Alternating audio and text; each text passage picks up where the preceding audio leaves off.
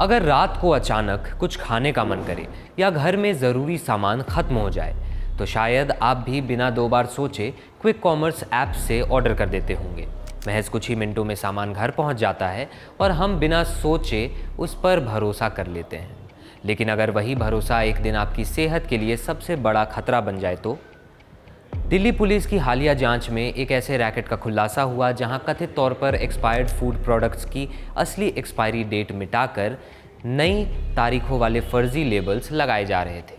इसके बाद इन्हीं प्रोडक्ट्स को कथित तौर पर बड़े ई कॉमर्स और क्विक कॉमर्स प्लेटफॉर्म के जरिए दोबारा बाजार में बेचा जा रहा था।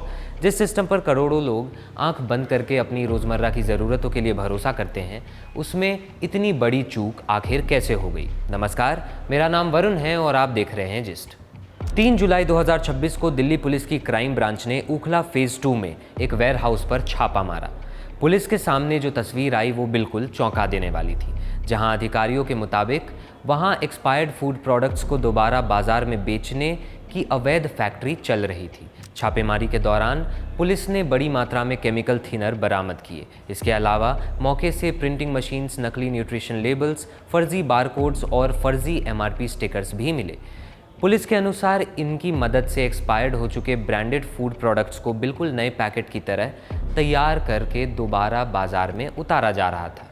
इस रेड में पुलिस ने 20 लाख रुपए से ज़्यादा कीमत का कथित नकली सामान और एक्सपायर्ड सामान जब्त किया है। इस रैकेट से जुड़े 7 लोगों को भी अरेस्ट किया गया है। शुरुआती जांच में जो बात सामने आई उसने इस पूरे मामले की गंभीरता को और बढ़ा दिया है। पुलिस का दावा है कि ये प्रोडक्ट्स सिर्फ स्थानीय बाज़ारों तक सीमित नहीं थे, बल्कि कथित तौर पर बड़े ई कॉमर्स और क्विक कॉमर्स वेबसाइट्स पर भी बेचे जा रहे थे। यानी वो सभी क्विक कॉमर्स एप्लीकेशंस जो हम सभी रोज़ इस्तेमाल करते हैं, वहाँ कथित तौर पर एक्सपायर्ड सामान को नए प्रोडक्ट की तरह खपाया जा रहा था। पुलिस के मुताबिक ये एक पूरी तरह संगठित नेटवर्क था जो किसी फैक्ट्री की तरह काम कर रहा था। चलिए इसकी वर्किंग को एक एक करके समझते हैं। सबसे पहले ये गिरोह डिस्ट्रीब्यूटर्स और सप्लायर्स से ऐसे फूड प्रोडक्ट्स खरीदता था जो या तो एक्सपायर हो चुके होते थे या जल्द ही एक्सपायर होने वाले थे। जो सामान कंपनीज और दुकानदारों के लिए बेकार हो चुका होता था, उसे ये लोग बेहद कम कीमत पर खरीद लेते थे। इसके बाद सामान को वेयर हाउस में लाया जाता था, जहां पैकेट्स पर छपी असली मैन्युफैक्चरिंग और एक्सपायरी डेट को केमिकल थिनर की मदद से पूरी तरह मिटा दिया जाता था। पुलिस के अनुसार ये काम इतनी सफाई से किया जाता था कि पैकेट पर छेड़छाड़ का कोई निशान नहीं बचता था। असली तारीख हटाने के बाद स्पेशल प्रिंटिंग मशीन से नई मैन्युफैक्चरिंग और एक्सपायरी डेट छापी जाती थी। कई मामलों में इन तारीखों को महीनों, यहाँ तक कि 1-2 साल आगे तक बढ़ा दिया जाता था और कागज़ों पर वही एक्सपायर्ड सामान फिर से नया बन जाता था। सिर्फ तारीख बदलना ही काफ़ी नहीं था। पैकेट्स पर नए न्यूट्रिशन लेबल्स, फर्जी बैच नंबर्स, नए बारकोड्स और नई MRP स्टिकर्स भी लगाई जाती थी। पुलिस के मुताबिक पैकेजिंग इतनी असली लगती थी कि किसी भी आम कस्टमर या दुकानदार के लिए ये पहचानना लगभग नामुमकिन था कि प्रोडक्ट पहले से एक्सपायर हो चुका है। आखिर में इन प्रोडक्ट्स को दोबारा बाजार में उतार दिया जाता था। पुलिस का आरोप है कि इन्हें दिल्ली NCR के थोक बाजारों के अलावा ई कॉमर्स और क्विक कॉमर्स प्लेटफॉर्म की सप्लाई चेन तक भी पहुंचाया जा रहा था। जांच एजेंसियां इस बात की भी पड़ताल कर रही है कि क्या इस नेटवर्क के जरिए कुछ प्रोडक्ट्स विदेशों तक भी भेजे गए थे। दिल्ली पुलिस का ये कहना है कि मौके से बरामद प्रिंटिंग मशीन्स, सीलिंग इक्विपमेंट और नकली लेबल्स साफ संकेत देते हैं कि यहाँ बड़े पैमाने पर एक्सपायर्ड फूड प्रोडक्ट्स के अवैध रीपैकेजिंग का संगठित कारोबार चल रहा था। दिल्ली पुलिस ने अब तक इस मामले में कुल 7 लोगों को अरेस्ट कर लिया है। पुलिस के मुताबिक इस पूरे नेटवर्क का कथित मास्टरमाइंड 70 साल से ज़्यादा उम्र का सचदेवा है। जिस उम्र में लोग रिटायर होकर शांत जीवन बिताते हैं, उसी उम्र में वो कथित तौर पर एक्सपायर्ड फूड प्रोडक्ट्स को दोबारा बाजार में बेचने के इस संगठित कारोबार को संचालित कर रहा था। पुलिस ने उसके साथ नितेश भारद्वाज, नरेंद्र कुमार, कपिल, लकी ओझा, प्रेम यादव और पवन कुमार यादव को भी अरेस्ट कर लिया है। जांच एजेंसियों का कहना है कि ये कोई छोटा मोटा फर्जीवाड़ा नहीं था, बल्कि पूरी प्लानिंग के साथ चलाया जा रहा एक संगठित ऑपरेशन था।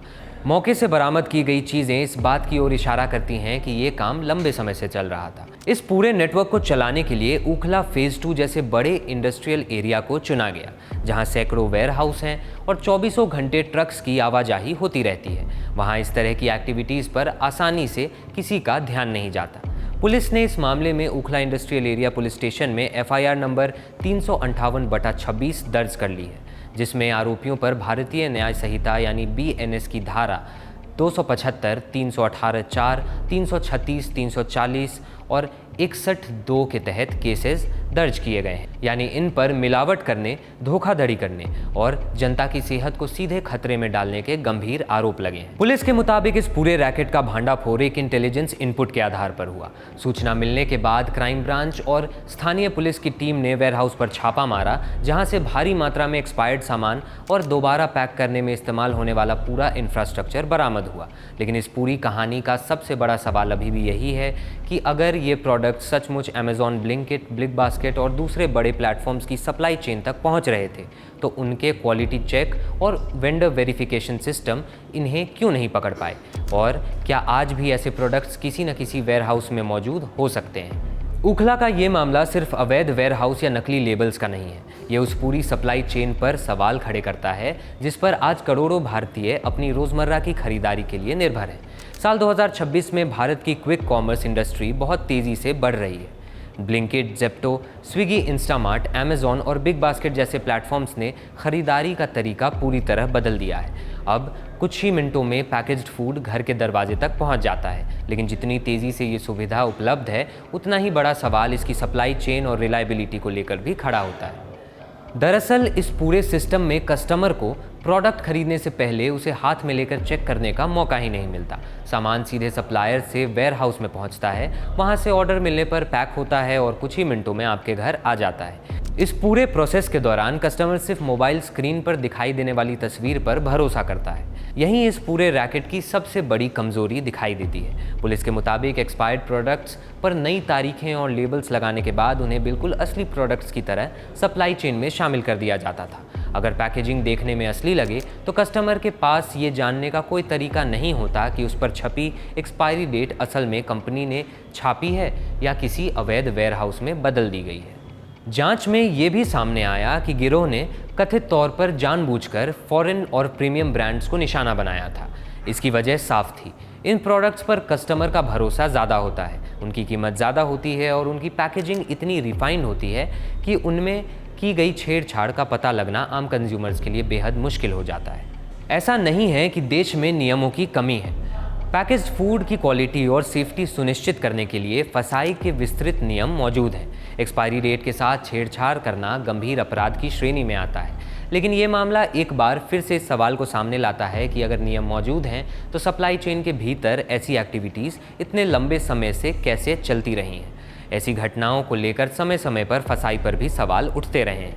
इस पूरे मामले में एक और अहम सवाल अभी जांच के दायरे में है। अगर ये प्रोडक्ट्स असल में बड़े ई कॉमर्स और क्विक कॉमर्स प्लेटफॉर्म्स तक पहुँचे तो वो वहाँ तक किस रास्ते से पहुँचे, इनके बीच कौन कौन से सप्लायर्स, डिस्ट्रीब्यूटर्स या दूसरे बिचौलिए शामिल थे, और क्या सप्लाई चेन के भीतर कहीं क्वालिटी वेरिफिकेशन प्रोसेस में चूक हुई या किसी स्तर पर जानबूझकर लापरवाही बरती गई।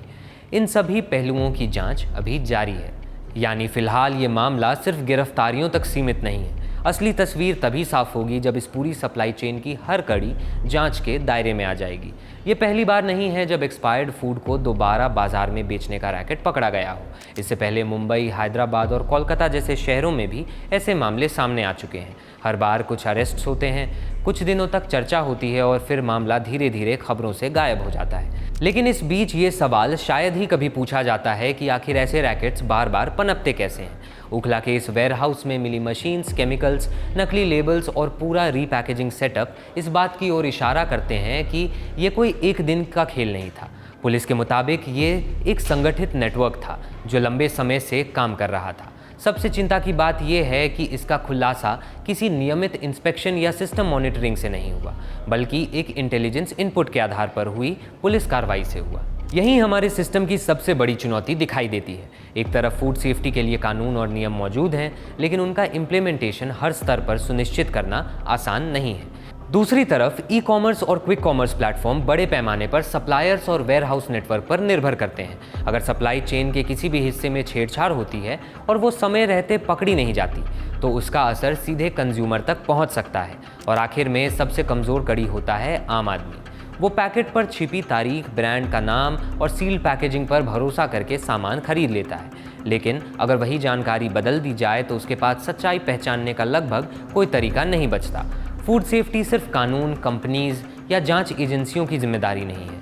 अगर इस चेन की एक भी कड़ी टूटती है तो उसका असर सीधे हमारी थाली और हमारी सेहत पर पड़ता है। अगर पैकेट पर लिखी एक्सपायरी डेट पर भी भरोसा नहीं किया जा सकता तो एक आम कंज्यूमर आखिर अपनी सेहत की सुरक्षा के लिए किस पर भरोसा करे? सच यही है कि एक आम इंसान के लिए सही और गलत प्रोडक्ट्स की पहचान करना बहुत मुश्किल है। इससे बचने का एक ही उपाय है कि आप जितना हो सके उतना कम प्रोसेस्ड फूड कंज्यूम करें।